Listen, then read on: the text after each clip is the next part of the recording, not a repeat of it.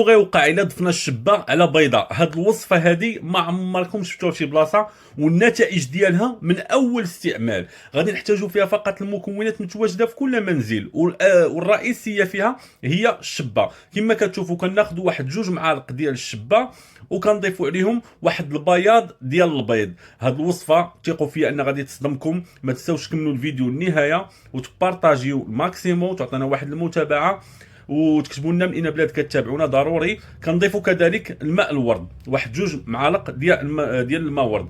اول حاجه بالنسبه للشبه راه كتشد لينا البشره، كتساعد على التقليل من التجاعيد ودوك الخطوط اللي كيكونوا رفيعه، كتخفف لينا من المسامات الواسعه وكتخلي البشره ناعمه ومشدوده.